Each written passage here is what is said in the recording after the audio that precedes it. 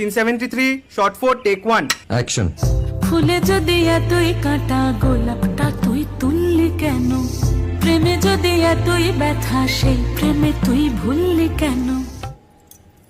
কি গো ডাইরেক্টর সাহেব, আমি তো 60 বলে দিয়েছি, কাট তো আর বলতে পারি না, এবার তুমি কাটটা বলো। Got it. Excellent shot, excellent. অদ্ভুত। ম্যাডাম আপনার সাথে একজন দেখা করতে এসেছে। নমস্কার। নমস্কার। বসুন।